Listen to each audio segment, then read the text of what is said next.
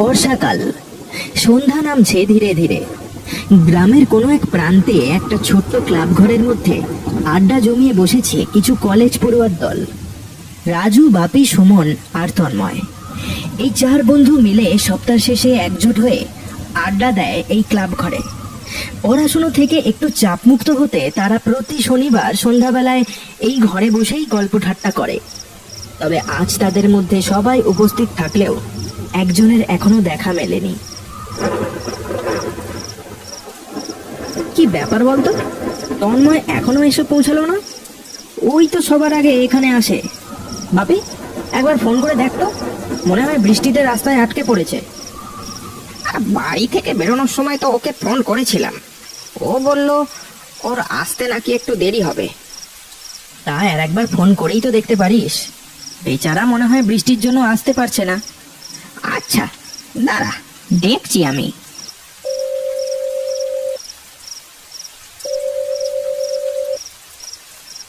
বাপি প্রায় 2 থেকে 3 বার তন্ময়কে ফোন করলো, কিন্তু কোনোভাবেই কোনো উত্তর মিলল না। প্রতিবারই ফোনটা বেজে বেজে কেটে গেল। কিরে, কি হলো? না রে, অনেকবারই তো ফোন করলাম, কিন্তু কেউই ফোনটা তুললই না। আমার এবার কিন্তু চিন্তা হচ্ছে। আরে চিন্তা করিস না, ও ঠিক চলে আসবে। মনে হয় বাড়ি থেকে ফোন নিয়ে বেরোতে ভুলে গেছে। হঠাৎ আশেপাশে কোনো একটা গাছের মধ্যে কর কর করে জোরে একটা বাজ পড়ল। নিমেষে গাছটার মধ্যে আগুন ধরে গেল। গোটা এলাকার বিদ্যুৎ বিচ্ছিন্ন হয়ে গেল। চারিদিকটা ঢেকে গেল কালো অন্ধকারে। মাঝে মাঝে ঝোড়ো হাওয়া, আর তার সাথে বৃষ্টির তাণ্ডব। যেন প্রকৃতি কোনো বিপদের সংকেত দিতে শুরু করেছে এবার। এই যা, আজ আর মনে হয় কারেন্ট আসবে না। বাজটা আশেপাশেই কোথাও একটা পড়েছে। দূর, পুরো মুডটাই খারাপ হয়ে গেল। ওই তন্ময়টাও আজ এলো না, আর এদিকে কারেন্টটাও চলে গেল। এখন এই অন্ধকারে বসে বসে মশার কামড় খাওয়া ছাড়া আর কোনোই কাজ নেই। এই কেউ একটা কিছু জ্বালার ব্যবস্থা কর দেখি। অন্ধকারে কোথায় কি থাকবে, বর্ষাকাল তার উপর। দাঁড়া দাঁড়া, আমি দেখছি। বলেই রাজু অন্ধকারের মধ্যে হাতড়ে হাতড়ে কোথা থেকে একটা বাতি খুঁজে পেল। হাওয়ার দাপটে দেশলাইটা জ্বলতে চাইল না। অনেকবার চেষ্টা করার পর কোন রকমে সে বাতিটা জেলে মেঝের ওপর বসিয়ে দিল। ক্লাবের জানলাটা দিয়ে মাঝে মধ্যেই জোরে বৃষ্টির ঝাপটা এসে পড়ছে ঘরের ভিতরে। হাওয়ার দাপটে মোমবাতির শিখাটা বেশ খানিকটা নড়ে চড়ে উঠছে। এই হয়তো নিভে যাবে। রাজু মোমবাতির শিখার সামনে হাত আড়াল দিয়ে সেটাকে হাওয়ার দাপট থেকে বাঁচাচ্ছে। এমন সময় ক্লাবের দরজায় কটা টোকা পড়ল।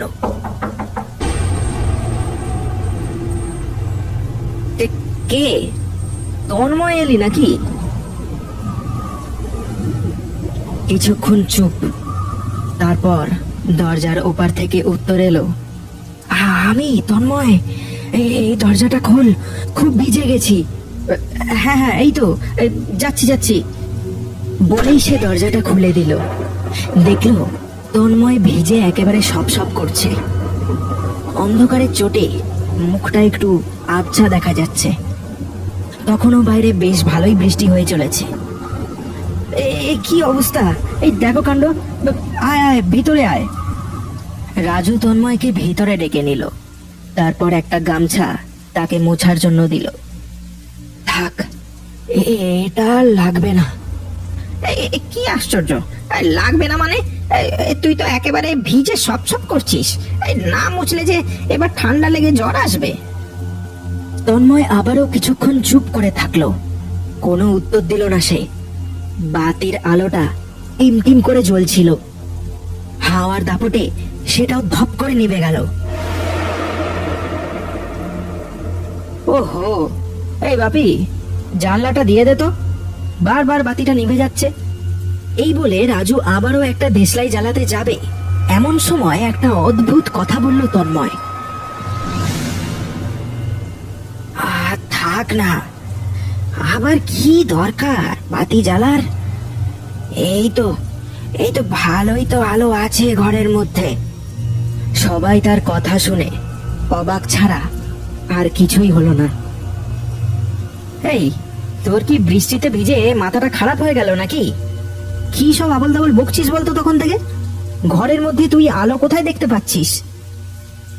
এটা বলে রাজু বাতিটা আবারও জ্বেলে দিল। এবার আর কিছু হলো না। রাজুর কথা মতো বাপি জানলাটা বন্ধ করে দিয়েছে। ঘরের মধ্যে এবার একটু হলেও আলো ছড়িয়েছে। হ্যাঁ, এবার বল দেখি, এই তোর কি হয়েছে? তখন থেকে ভুলভাল কথা বলে যাচ্ছিস। আর এত বৃষ্টিতে তুই ছিলি কোথায়? শুধু শুধু ভিজে ভিজে আসতে গেলি কেন আবার? আমি তোদের কাছে না এসে থাকতে পারলাম না। ভাবলাম যাবার আগে শেষবারের মতো তোদের সাথে দেখা করে যাই। এবার বুঝেছি, তোর বাবার ব্যবসাটা ধরবি তাই তো? তাই তুই ব্যাঙ্গালোর চলে যাচ্ছিস। তাও ভালো, তোর একটা হিল্লা হয়ে গেল। ও, এই জন্য সেই থেকে এসে এই তোর মনটা খারাপ, তাই না? হ্যাঁ, আরে এত মন খারাপ করিস না। এই চিন্তা নেই, আমরা ঠিক তোর সাথে বছরে একবার হলেও দেখা করে আসবো। হ্যাঁ, কিন্তু ভাই, একটা কথা বলছি, ওখানে গিয়ে আমাদের আবার ভুলে ঠুলে যাস না। বাপির কথাটা শুনে তন্ময় তার দিকে তাকালো, যেন সে কিছু না বলেই তাকে অনেক কিছু বুঝিয়ে দিতে চাইছে। কি রে, কি হলো? ওরম করে তাকিয়ে আছিস কেন? দূরে আবারও কড়কড় করে কোথাও একটা বাজ পড়ল। এবার তন্ময় তাদের এমন কিছু বলল যেটা শুনে সবার মাথাটা যেন ঘুরে যেতে শুরু করলো। শোন, তোদেরকে একটা বিশেষ কথা বলার জন্য এখানে এসেছি। পুকুরের পাশের ওই পূর্ব দিকের বটগাছটার নিচে আমার কিছু জিনিস পড়ে আছে। যদি পারিস তোরা সেগুলো একটু আমার বাড়ি পৌঁছে দিস ভাই। মানে কি বলছিস বলতো? কিছুই যে বুঝতে পারছি না আমি। রাজু কথাটা বলা মাত্রই তন্ময়ের মুখে একটা হাসি ফুটে উঠল।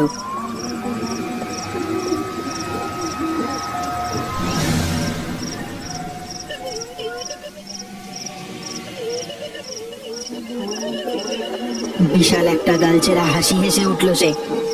তার চোখের মণিগুলো এখন ক্রমশ ছোট হয়েছে। তার শরীর দিয়ে কেমন যেন এক প্রকারের ধোঁয়া বেরিয়ে চলেছে। বিভৎসতার মুখটা সবাই দেখে যেন ভয়ে জমে যেতে লাগলো।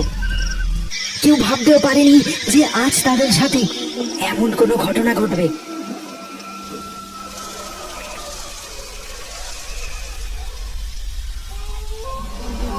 ওরে ওরে, তোরা ভয় পাসনি রে? আমি তোদের কাছেই আসছিলাম। রাস্তা দিয়ে আসার সময় বৃষ্টিটা খুব জোরে শুরু হলো, তাই আমি ওই বট গাছটার তলায় দাঁড়িয়ে বৃষ্টি থামার অপেক্ষা করছিলাম। কিন্তু কিন্তু হঠাৎই গাছটার মাথায় জড়িয়ে একটা বাজ পড়লো, আর আমার এই অবস্থা হলো। ওই গাছের নিচে এখনো আমার পোড়া শরীরটা পড়ে আছে। যে পারলে পারলে ওটা আমার বাড়ি পৌঁছে দিস। আমার এই শেষ অনুরোধটুকু রাখিস। আজকের পর থেকে তোদের সাথে আমার আর দেখা হবে না যে। আর হ্যাঁ, এই দুর্যোগে কোনোদিন তোরা বাড়ির বাইরে বেরোবি না, না হলে আমার মতো অবস্থা হবে তোদেরও। বাড়ি থেকে আমাকে বেরোতে বারণ করেছিল, কিন্তু কিন্তু আমি শুনিনি। বিদায় বন্ধুরা, এবার আমি চলি। বলেই তন্ময়ের ছায়ামূর্তিটা আস্তে আস্তে হাওয়ায় অদৃশ্য হয়ে গেল। তারপর কিভাবে যেন ঝপ করে কারেন্টটাও চলে এলো, যেন তন্ময় যেতে যেতে আলোটা ফিরিয়ে দিয়ে গেল। সবাই আর বেশিক্ষণ বসে থাকলো না, হুড়মুড় করে দৌড়ে সোজা গিয়ে দাঁড়ালো ওই বটগাছের নিচে।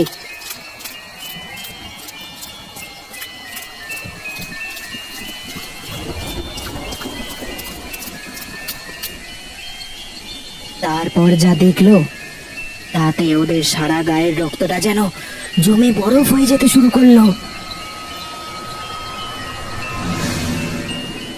বিশাল বট গাছটা পুরো ছাই হয়ে গেছে, আর তন্ময়ের দেহটা বিভৎসভাবে পড়ে আছে গাছের নিচে।